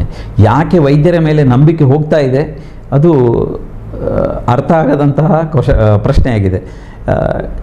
ನಮ್ಮ ವ್ಯವಸ್ಥೆ ಆಗಿದೆ, ಎಲ್ಲ ವ್ಯಾಪಾರೀಕರಣ ಆಗ್ತಾ ಇದೆ. ಬರೀ ವೈದ್ಯ ರೋಗಿಯ ಸಂಬಂಧ ಮಾತ್ರ ಇಲ್ಲಿ ಹಾಳಾಗಿಲ್ಲ, ತಂದೆ ಮಗನ ಸಂಬಂಧನೂ ಹಾಳಾಗಿದೆ, ಅಕ್ಕ ತಮ್ಮನ ಗಂಡ ಹೆಂಡರ ಸಂಬಂಧನೂ ಹಾಳಾಗ್ತಾ ಇದೆ. ಹೌದು ಅಲ್ವ ಹೇಳಿ? ತಂದೆ ಮಕ್ಕಳ ಸಹ ಸಮಾಜ ಬದಲಾಗ್ತಾ ಇದೆ. ಪರಸ್ಪರ ಸಮಾಜದಲ್ಲಿಯೇ ಸಂಬಂಧಗಳು ಹಾಳಾಗ್ತವೆ. ವ್ಯಾಪಾರೀಕರಣ, ತಂದೆ ಮತ್ತು ಮಕ್ಕಳು ಸಹ ಒಂದು ರೀತಿಯ ವ್ಯಾಪಾರಿ ದೃಷ್ಟಿಕೋನದಲ್ಲಿ ಬಂದು ನಿಂತಿದ್ದೇವೆ. ಸಂಬಂಧಗಳು ಹಾಳಾಗ್ತಾ ಇದೆ. ಇದು ಪುನಃ ನಿರ್ಮಾಣ ಆಗಬೇಕು. ಇದರಿಂದಾಗಿ ಈ ಎಲ್ಲ ತೊಂದರೆಗಳು, ಹೆಚ್ಚಿನ ಎಲ್ಲ ರೋಗಗಳು ಪ್ಲಾಸೆಬೋ ಅಂತ ಹೇಳ್ತೇವೆ. ಒಂದು ರೋಗಕ್ಕೆ ಕೆಲವೊಮ್ಮೆ ಏನಾಗ್ತದೆ ಅಂತ ಹೇಳಿದರೆ, ಹಿಂದಿನ ಕಾಲದಲ್ಲೇ ಪ್ಲಾಸೆಬೋ ಡ್ರಗ್ಸ್ ಅಂತ ಇತ್ತು. ಕೆಲವೊಮ್ಮೆ ರೋಗಿಗೆ ಮಾನಸಿಕವಾಗಿ ಏನು ಹೆಚ್ಚು ಕಡಿಮೆ ವೈದ್ಯರ ಬಳಿ ಹೋದಾಗ ಅವನಿಗೇನು ರೋಗ ಇಲ್ಲ ಅಂತ ವೈದ್ಯರು ಅನಿಸಿದರೆ, ಕುಟುಂಬ ವೈದ್ಯರು ಅವನಿಗೊಂದು ಗ್ಲೂಕೋಸ್ ಮಾತ್ರೆ, ಪ್ಲೇನ್ ಎಂಟಿ ಟ್ಯಾಬ್ಲೆಟ್, ಶುಗರ್ ಟ್ಯಾಬ್ಲೆಟ್ಸನ್ನು ಕೊಡ್ತಾ ಇದ್ರು. ಮದ್ದಲ್ಲದ ಮದ್ದು ಅಂತೇಳಿ ಅದನ್ನು ತಿಂದಾಗ ಮರುದಿವಸ ಡಾಕ್ಟ್ರೇ ನಿಮ್ಮ ಮದ್ದಲ್ಲಿ ನನಗೆ ನಾನು ಹುಷಾರಾಗಿದ್ದೇನೆ ಅಂತೇಳಿ ಕೊಟ್ಟಿದ್ದವನು ಎಂಥದ್ದು ಗ್ಲೂಕೋಸ್ ಟ್ಯಾಬ್ಲೆಟ್, ಏನಿಲ್ಲ ಅದರಲ್ಲಿ ಪೌಡರ್. ಆದರೆ ಅವನಿಗೆ ವಿಶ್ವಾಸ ಇತ್ತು, ನಂಬಿಕೆ ಇತ್ತು. 30% ಅಲ್ಲ ವೈದ್ಯರಿಗೂ ಗೊತ್ತಿತ್ತು ಅವನಿಗೆ ಇಂತಹದ್ದೇ ಮದ್ದು ಬೇಕು, ಅವನಿಗೆ ಏನು ತೊಂದರೆ ಇಲ್ಲ, ಮದ್ದಿನ ಹಾಗೆ ಇರುವಂತಹದ್ದನ್ನು ಒಂದು ಕೊಟ್ಟರೆ ಸಾಕು ಅಂತ ಹೇಳಿಕೊಂಡು. ಅದಕ್ಕೆ ಒಂದು ಮಾತಿದೆ, not giving medicine is also A treatment. ಮದ್ದು ಕೊಡದೇ ಇರುವುದು ಸಹ ಒಂದು ಚಿಕಿತ್ಸೆ ಅಂತೇಳಿ ಅದು ಹೆಚ್ಚಿನ ವೈದ್ಯರಿಗೆ ಗೊತ್ತು. ಯಾವಾಗ ಮದ್ದು ಕೊಡಬೇಕು ಕೊಡಬಾರ್ದು ಅನ್ನೋದು ನಿರ್ಣಯ ಮಾಡೋದು ವೈದ್ಯರು. ಮದ್ದು ಕೊಡದೇ ಇರುವುದು ಸಹ ಒಂದು ರೀತಿಯ ಚಿಕಿತ್ಸೆ. ಈಗ ಏನಾಗಿದೆ ಅಂದರೆ ಪ್ರತಿಯೊಬ್ಬ ವ್ಯಕ್ತಿಗೂ ಸಹ ಏನಾದರೂ ಒಂದು ಔಷಧಿ ಕೊಡಬೇಕು ಅಂತೇಳಿ, ಅಂಥ ರೋಗ ಇಲ್ಲದವನಿಗೆ ಈ ರೀತಿ ಪ್ಲಾಸೆಬೋ ಡ್ರಗ್ ಕೊಟ್ಟು ಅವನನ್ನು ಮಾನಸಿಕವಾಗಿ ಅವನಿಗೆ ನೆಮ್ಮದಿ ಶಾಂತಿ ಸಿಗುವ ರೀತಿಯಲ್ಲಿ ಅವನಿಗೊಂದು ನಂಬಿಕೆ, ವೈದ್ಯ ಡಾಕ್ಟರ್ ಮರ್ದುಗೋರಿಗೆ ಹೇಳಿಕೊಂಡು. ಹೌದು, ಕೆಲವೊಮ್ಮೆ ಏನಾಗ್ತದೆ ಅಂದರೆ ನಮಗೆ ಆ ಡಾಕ್ಟರ್ನ ಕೈಗುಣ ಭಾರಿ ಸೋಕೊಂಡು ಆರೇನ ಮರದಿಂದ ಟಪ್ಪ ಮಾಂತ ಪೋಪುಣು ಅಂತೇಳಿ, ಮಾಂತ ಗುಣ ಆಪುಣು ಅಂತೇಳಿ ಆ ರೀತಿಯ ಭಾವನೆ ಹಿಂದೆ ಇತ್ತು. ಈಗ ಆ ರೀತಿ ಕೈಗುಣದ ಡಾಕ್ಟರ್ ಇದ್ದಾರಾ? ಇಲ್ಲ. ಕೈಗುಣದ ಡಾಕ್ಟರ್ಗಳು ಯಾರೂ ಇಲ್ಲ. ಅಂಥ ಡಾಕ್ಟರ್ ನಂಬಿಕೆನೇ ಇಲ್ಲ ಯಾರ ಹತ್ರನೂ ಸಹ. ಸೊ ಅಂತಹ ಒಂದು ವ್ಯವಸ್ಥೆಗೆ ಈಗ ಬದಲಾಗ್ತಾ ಇದೆ, ಸಮಾಜ ಬದಲಾಗ್ತಾ ಇದೆ. ಒಂದು ಮಾತಿದೆ ಸಂಸ್ಕೃತದಲ್ಲಿ, ಅದು ಶರೀರೇ ಜರ್ಜರೀಭೂತೆ ವ್ಯಾಧಿಗ್ರಸ್ತೆ ಕಳೇಬರೆ ಔಷಧಿ ಜಾಹ್ನಹಿ ತೋಯಂ ವೈದ್ಯೋ ನಾರಾಯಣೋ ಹರಿ. ಅಂದರೆ ದೇಹಕ್ಕೆ ರೋಗಗಳು ಬಂದು ದೇಹದ ಎಲ್ಲ ಸರ್ವ ಕ್ರಿಯೆಗಳು ನಿಷ್ಕ್ರಿಯವಾದಾಗ, ಜೀವಂತವಾಗಿ ಅವನು ಶವ ಆದಾಗ ನಾರಾಯಣನೇ ವೈದ್ಯನ ರೂಪದಲ್ಲಿ ಬರ್ತದೆ, ಮತ್ತು ಗಂಗಾಜಲವೇ ಅಮೃತ ಆಗ್ತದೆ ಅಂಥೇಳಿ ಒಂದು ಮಾತಿದೆ. ಅಂದರೆ ಎಲ್ಲವೂ ಸಹ ಯಾವುದೂ ಆಗದಿದ್ದಾಗ ಕೊನೆ ಕ್ಷಣದಲ್ಲಿ ಈ ರೀತಿಯ ಒಂದು ಪವಾಡ ಆಗುವ ಸಾಧ್ಯತೆಗಳು ಇದೆ ಅಂಥೇಳಿ. ಅಂಥ ವ್ಯವಸ್ಥೆ ಈಗ ಖಂಡಿತವಾಗಿಯೂ ಇಲ್ಲ. ಯಾಕೆಂದರೆ ವೈದ್ಯನು ನಾರಾಯಣನಾಗಲಿಕ್ಕೆ ಅಂಥ ಪೂರಕವಾದ ವಾತಾವರಣ ಇಲ್ಲಿ ಸಾಧ್ಯವೇ ಇಲ್ಲ. ವೈದ್ಯರನ್ನು ಮನುಷ್ಯರಾಗಿ ನೀವು ನೋಡಿ, ಅಷ್ಟೇ ನಾನು ಹೇಳೋದು. ಆ ರೀತಿ ವೈದ್ಯರ ಮತ್ತು ರೋಗಿಗಳ ನಡುವಿನ ಸಂಬಂಧ ಪುನಃ ಮೊದಲಿನಂತೆ ಆಗಲಿ ಅಂತೇಳಿ ನಾನು ಇವತ್ತು ವೈದ್ಯರ ದಿನದಂದು ನಾನು ಆಶಿಸ್ತೇನೆ. ವೈದ್ಯರ ಮೇಲೆ ಸಂಪೂರ್ಣವಾದ ವಿಶ್ವಾಸ ಇಡಿ, ನಿಮ್ಮ ಸಮಸ್ಯೆಗಳನ್ನು ತೆರೆದಿಡಿ. ನಿಮ್ಮ ಅಲ್ಪ ಸ್ವಲ್ಪ ಜ್ಞಾನದಿಂದ ನೀವು ಗೂಗಲ್ ಡಾಕ್ಟರ್ ಅಂತ ಇದ್ದಾರೆ, ಈಗ ಹೊಸ ಡಾಕ್ಟರ್ ಹುಟ್ಕೊಂಡಿದ್ದಾರೆ, ಎಲ್ಲರಿಗೂ ಸಹ ವಿಶೇಷವಾದಂಥ ಕುಟುಂಬ ವೈದ್ಯ ಪದ್ಧತಿಯನ್ನು ಡಾಕ್ಟರ್ ಗೂಗಲ್ ಆಕ್ರಮಿಸಿಕೊಂಡಿದ್ದಾರೆ.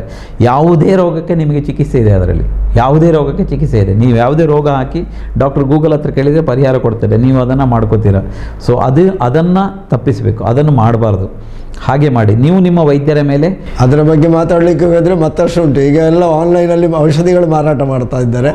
ಡಾಕ್ಟರ್ ಪ್ರಿಸ್ಕ್ರಿಪ್ಷನ್ ಇಲ್ಲದೆ ಮಾರಾಟ ಮಾಡಬಾರ್ದು ಹೇಳಿಕೊಂಡು ಅವರ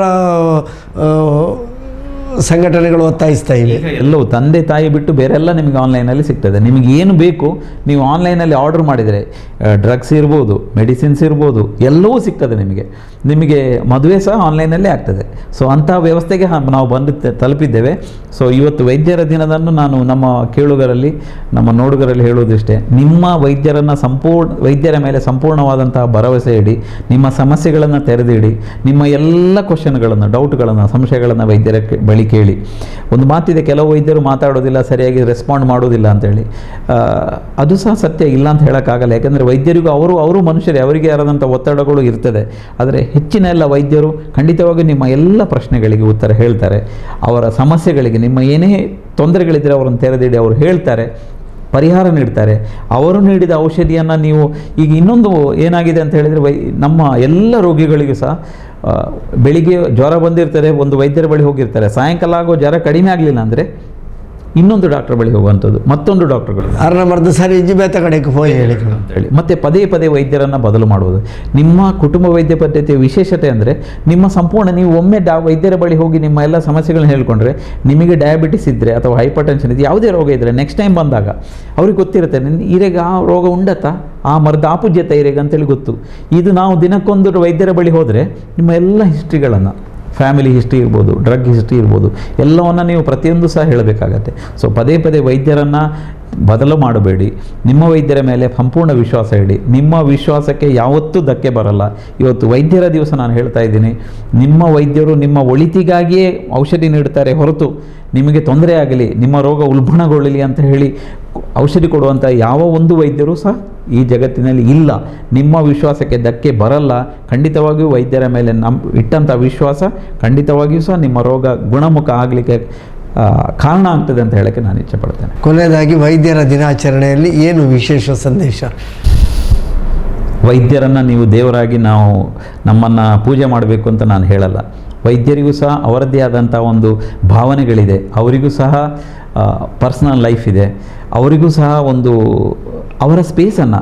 ಈಗ ಏನಾಗಿದೆ ಅಂದರೆ, ಈ ವಾಟ್ಸಪ್ಗಳಲ್ಲಿ ಔಷಧಿ ನೀಡುವಂಥದ್ದು, ವೈದ್ಯರಿಗೆ ಪದೇ ಪದೇ ಫೋನ್ ಮಾಡಿ ಅವರನ್ನು ಈ ಚಿಕಿತ್ಸೆ, ಈ ಮಾತ್ರೆ ತಗೊಳ್ಬೋದಾ, ಆ ಮಾತ್ರೆ ತಗೊಳ್ಬೋದಾ, ಈ ರೀತಿಯೆಲ್ಲ ಅದೆಲ್ಲ ಬರ್ತಾ ಇದೆ. ನಾನು ಹೇಳೋದಿಷ್ಟೇ, ವೈದ್ಯರ ಮೇಲೆ ಸಂಪೂರ್ಣವಾದ ನಂಬಿಕೆ ಇಟ್ಟು ವೈದ್ಯರಿಗೆ ಗೌರವ ಕೊಡಿ. ವೈದ್ಯರ ನಂಬಿಕೆಯ ಮೇಲೆ, ತಳಹದಿ ಮೇಲೆ ಹೆಚ್ಚಿನ ರೋಗಗಳು ಗುಣಮುಖ ಆಗ್ತದೆ. ಈ ವೈದ್ಯರ ದಿನದಂದು ನಾನು ವೈದ್ಯರ ಮೇಲೆ ಹಲ್ಲೆ ನೆಡುವುದನ್ನು ಖಂಡಿಸ್ತೇನೆ. ವೈದ್ಯರ ರೋಗಿಯ ಸಂಬಂಧ ಪುನಃ ಮೊದಲು ಹೇಗಿತ್ತು ಆ ರೀತಿ ಸಂಬಂಧ ಪುನಃ ಹುಟ್ಟಿಕೊಳ್ಳಲಿ. ಹಾಗೆ ಆದರೆ ಖಂಡಿತವಾಗಿ ಸಹ ಒಂದು ಸುಂದರವಾದ ಸುದೃಢವಾದ ಸಮಾಜ ನಿರ್ಮಾಣ ಆಗಲಿಕ್ಕೆ ಸಾಧ್ಯ ಇದೆ ಅಂತ ಹೇಳಕ್ಕೆ ಇಚ್ಛೆಪಡ್ತೇನೆ. ಆತ್ಮೀಯ ವೀಕ್ಷಕ ಬಾಂಧವರೇ, ರಾಷ್ಟ್ರೀಯ ವೈದ್ಯರ ದಿನಾಚರಣೆ, ಇದರ ಮಹತ್ವ ಏನು, ವೈದ್ಯರು ಮತ್ತು ರೋಗಿಗಳ ಸಂಬಂಧ ಹೇಗಿರಬೇಕು, ವೈದ್ಯರ ಮೇಲೆ ನಾವು ಹೇಗೆ ನಂಬಿಕೆ ಇಡಬೇಕು, ಮತ್ತು ವೈದ್ಯರು ಅಂತ ಹೇಳಿದರೆ ಎಲ್ಲವನ್ನು ಮಾಡಲಿಕ್ಕೆ ಆಗ್ತದೆ ಅಂತ ಹೇಳಲಿಕ್ಕೆ ಆಗುವುದಿಲ್ಲ. ಅವರೇನು ದೇವರಲ್ಲ, ಆದರೆ ತಮ್ಮ ಕೈಯೆಲ್ಲ ಆದಂತಹ ಪ್ರಯತ್ನವನ್ನು ರೋಗಿಗಳನ್ನು ಉಳಿಸಲಿಕ್ಕೆ ಅವರು ಮಾಡ್ತಾರೆ. ರೋಗಿಗಳನ್ನು ಉಳಿಸುವುದಕ್ಕಿಂತಲೂ ಹೆಚ್ಚಾಗಿ ರೋಗವನ್ನು ತಡೆಗಟ್ಟುವ ಬಗ್ಗೆ ಮತ್ತು ರೋಗ ಬಾರದೇ ಇರುವ ಹಾಗೆ ಸಮಾಜವನ್ನು ಸುದೃಢ ಮಾಡುವತ್ತಲೂ ವೈದ್ಯರು ಗಮನ ಕೊಡ್ತಾ ಇದ್ದಾರೆ ಎನ್ನುವಂತಹ ಮಾತನ್ನು ಹೇಳಿದ್ದಾರೆ ಡಾಕ್ಟರ್ ಮುರಳಿ ಮೋಹನ್ ಚೂಂತಾರ್ ಅವರು. ಅವರಿಗೆ ಈ ರಾಷ್ಟ್ರೀಯ ವೈದ್ಯರ ದಿನಾಚರಣೆಯ ದಿನದಂದು ಎಲ್ಲ ವೀಕ್ಷಕ ಬಂಧುಗಳ ಪರವಾಗಿ ವಂದನೆಗಳನ್ನು ಸಲ್ಲಿಸ್ತಾ ಇದ್ದೇವೆ. ವಂದನೆಗಳು. ಧನ್ಯವಾದಗಳು.